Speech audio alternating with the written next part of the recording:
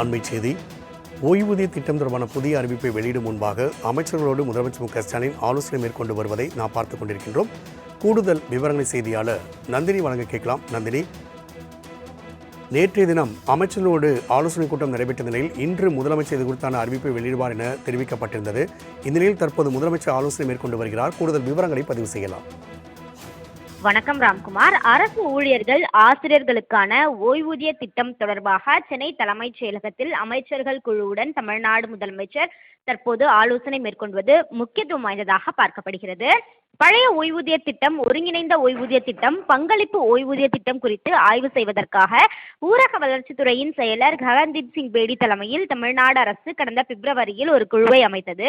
அந்த குழு ஜாக்டோ தலைமைச் செயலக சங்கம், ஆசிரியர் சங்கம் உட்பட அரசு ஊழியர் ஆசிரியர் சங்கங்களின் நிர்வாகிகளுடன் ஆலோசனை நடத்திய பின்னர் கடந்த அக்டோபர் மாதம் இடைக்கால அறிக்கையையும் கடந்த டிசம்பர் 30 முழு அறிக்கையையும் தமிழ்நாடு அரசிடம் சமர்ப்பித்திருந்தது.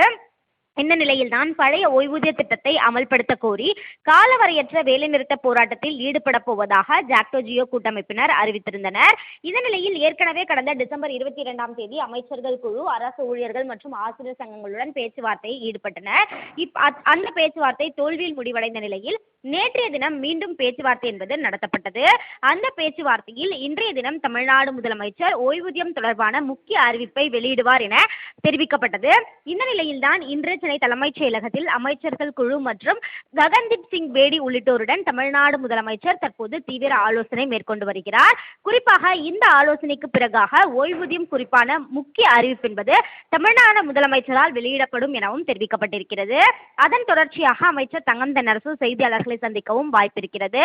அந்த வகையில்தான் 23 ஆண்டுகள் கோரிக்கையாக இருக்கக்கூடிய ஓய்வூதிய திட்டம் தொடர்பான முக்கிய அறிவிப்பு வெளியிடுவதற்கு முன்னதாக தமிழ்நாடு முதலமைச்சர் அமைச்சர்கள் குழு மற்றும் IAS அதிகாரி ககன்தீப் சிங் பேடி உள்ளிட்டோருடன் ஆலோசனை மேற்கொண்டு வருவது குறிப்பிடத்தக்கது. தகவலுக்கு நன்றி நந்தினி.